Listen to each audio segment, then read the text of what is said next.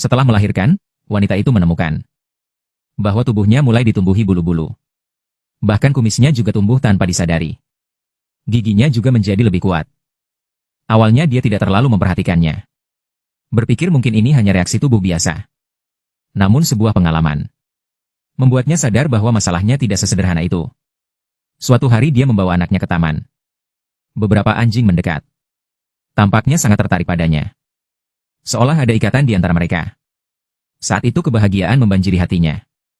Dia berlari bersama anaknya dan anjing-anjing kecil. Menikmati waktu tanpa beban. Setelah lelah dia berbaring di rumput. Mengamati profil wajahnya dengan seksama. Tiba-tiba menyadari bulu-bulu tumbuh dengan sendirinya. Hatinya mulai merasa panik. Dia yang awalnya berencana melakukan aktivitas kreatif dengan anaknya. Tak menyangka anaknya membuat Cat berceceran di mana-mana. Ruangan seketika menjadi berantakan. Meski kehidupan agak kacau, namun tetap dipenuhi kehangatan. Seolah memberitahunya bahwa meski hidup tak terduga, tapi kehidupan tetap indah. Setelah puas bermain, anaknya kembali ke kamar. Dia ingin mengejarnya. Tapi tak disangka kakinya terpeleset. Terjatuh dengan kaki ke atas. Rasa sakit yang tiba-tiba dari tulang ekor membuatnya tak bisa menahan erangan. Hatinya langsung merasa tidak nyaman. Setelah memeriksa di cermin, menemukan di tempat yang ditumbuhi bulu, muncul benjolan besar. Dia tidak ragu-ragu. Segera mengambil jarum. Setelah dipanaskan dan disterilkan, tanpa ragu memecahkan benjolan itu. Di luar dugaannya, yang keluar ternyata sehelai bulu. Sepanjang 30 cm. Dan penciumannya tampaknya menjadi sangat tajam. Bahkan dari sebungkus susu biasa, bisa mencium 8 aroma berbeda. Dia menyadari, mungkinkah dirinya perlahan berubah menjadi anjing? Pikiran ini membuat hatinya bergejolak. Seolah kembali ke masa lalu. Ingat ibunya yang berubah menjadi makhluk liar di tengah malam. Membawa murid sekolah menghilang dalam kegelapan. Dan saat itu, dia mendengar gonggongan anjing yang bergema dari luar. Keluar dan melihat di taman. Beberapa anjing yang familiar berlari ke arahnya. Hatinya merasa gembira. Mengira mereka datang untuk mencarinya. Namun seiring berjalannya waktu, dia merasa situasinya tidak sesederhana yang terlihat. Dia awalnya mengira itu hanya potongan mimpi. Masih tertawa dan bercanda dengan anaknya tentang mimpinya. Tapi seketika, anaknya dengan gembira membawa seekor tikus mati masuk. Membuat hatinya terkejut. Bergegas ke pintu. Menemukan banyak hewan kecil di depan pintu. Saat itulah dia akhirnya menyadari. Pengalaman sebelumnya bukanlah mimpi, melainkan kenyataan yang sebenarnya. Dia awalnya adalah seorang pelukis terkenal. Mengelola galerinya sendiri. Namun sejak menjadi ibu, dia terpaksa meninggalkan pekerjaannya. Sepenuhnya fokus mengurus anak. Ekonomi keluarga ditanggung oleh suami. Tapi suaminya sering dinas. Sebulan hanya pulang beberapa hari. Akibatnya, sebagian besar waktu di rumah hanya tersisa menu dan anaknya berdua. Waktu membuat tubuhnya semakin kurus. Semangat hidupnya juga perlahan menghilang. Tatapannya menunjukkan kebingungan mengenai suaminya. Meski setiap bulan pulang beberapa hari, selalu berkata akan membantu mengurus anak. Tapi sebenarnya jarang terlibat dalam keluarga. Membuat Meniu merasa kesepian dan tak berdaya. Namun setiap kali perlu melakukan sesuatu, suaminya selalu menyuruh Meniu mengambil ini itu. Saat memandikan anak, dia berulang kali memanggil selama bertahun-tahun. Meniu sama sekali tidak bisa istirahat. Membuatnya marah dan berteriak keras. Dia melihat suaminya bermain ponsel. Acuh tak acuh melempar anaknya ke bak mandi. Amarahnya langsung meledak. Dia melempar handuk ke wajah suaminya. Bisa dibilang, suaminya tidak memenuhi tanggung jawab mengurus anak. Dan Manyu seperti bunga, perlahan mulai menulis. Mencurahkan seluruh hidup dan pengalamannya pada anaknya. Sampai suatu hari, dia menyadari dirinya seperti telah menjadi orang gila. Baru merasakan kebahagiaan kebebasan kembali. Seolah gen tertentu dalam dirinya mulai bangkit. Untuk mengetahui kebenaran, dia pergi ke perpustakaan untuk bertanya pada pustakawan. Pertanyaan ini membuat pustakawan bingung. Akhirnya dengan terpaksa menemukan sebuah buku berjudul Kecerdasan Mitologi Bangsa. Buku ini adalah yang terbaik menurutnya. Paling mendekati penjelasan ilmiah tentang wanita magis. Buku itu menyebutkan, di Peru ada jenis wanita misterius. Setelah melahirkan mereka akan memiliki energi besar. Kemudian berubah menjadi burung besar. Saat membaca teks ini, Seolah dirinya juga menjadi ajaib.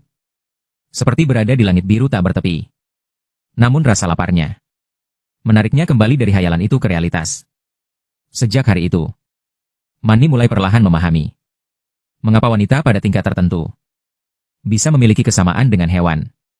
Saat makan di luar, sumpitnya tiba-tiba patah. Langsung menggunakan tangan untuk makan. Bagi anak-anak, ini bukan masalah. Tapi bagi Manny, tindakan seperti ini terlihat kurang sopan. Dia seperti dibebaskan dari belenggu. Mencoba berbagai ucapan aneh. Tanpa sadar mengeluarkan suara aneh. Namun tatapan orang-orang di sekitar membuatnya segera sadar akan ketidaksopanannya. Dia buru-buru membersihkan sisa makanan di wajahnya. Berusaha memulihkan keanggunan yang biasa. Pengawas kebetulan masuk. Membantu menyelamatkan situasi. Dia berbagi pengalaman dengan Manny saat mengasuh anak-anak. Pernah juga meniru anjing makan bersama mereka. Anak-anak sangat menikmatinya. Ini membuat Manny merasakan kenyamanan aneh. Seperti menemukan kesamaan jiwa. Maka, dia sangat ingin bertanya pada pengawas tentang pengalaman menyeimbangkan keluarga dan pekerjaan. Tapi administrator sudah pergi jauh. Pukul 10 siang. Suami pulang dari perjalanan bisnis. Manny akhirnya punya waktu untuk istirahat dengan baik. Namun, ketika dia menemukan di tubuhnya, muncul beberapa titik-titik kecil. Dan tersebar dengan sangat rapi. Dia agak terkejut. Namun, dia tidak peduli dengan tanda di tubuhnya. Hanya ingin memanfaatkan kesempatan suami pulang. Menikmati waktu bersama. Namun, tak lama kemudian, suami berlari menghampiri. Dengan wajah tidak puas berkata, "Di rumah tidak ada susu." Saat itu, kemarahan Manny langsung meledak. Tidak bisa menahan diri dan mulai memaki-maki. Malam itu, Manny merasa tubuhnya tidak enak. Dan anak-anak terus menangis ribut. Dia berharap suami bisa mengulurkan tangan. Membantu mengurus anak. Tapi dia hanya sibuk dengan game. Sama sekali tidak peduli dengan tangisan anak. Amarah di hatinya hampir meledak. Hampir kehilangan kendali. Hatinya dipenuhi rasa putus asa dan sedih.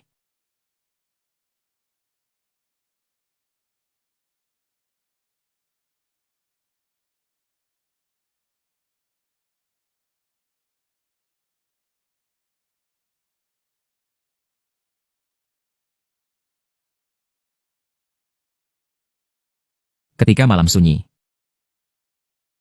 dia sekali lagi membuka buku itu. Suara anjing dari luar membuat hatinya bergetar. Kali ini, dia sadar dengan jelas. Dirinya telah sepenuhnya melebur ke dunia novel. Dia berbaring di tanah. Melepaskan seluruh ketegangan. Bahkan mulai menggali lubang. Sebuah pikiran melintas di benaknya. Aku adalah anjing. Segera menyadari. Dirinya benar-benar telah berubah menjadi anjing. Berlari bebas dengan leluasa. Naluri alaminya telah sepenuhnya terlepas. Dia mengambil sebuah tulang. Menguburnya di lubang yang dia gali. Menyelesaikan semua ini, dia secara ajaib berubah kembali menjadi manusia. Pulang ke rumah. Membersihkan lumpur di tubuhnya. Dalam sekejap.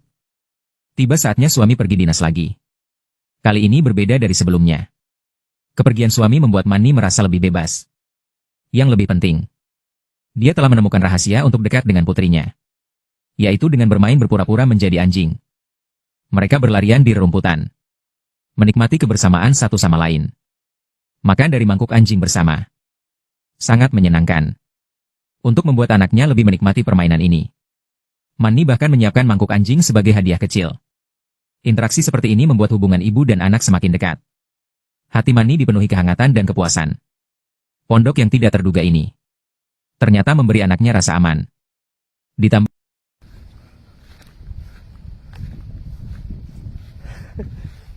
ini guys, Nek bener. kita ngarorotek. Ulah tua.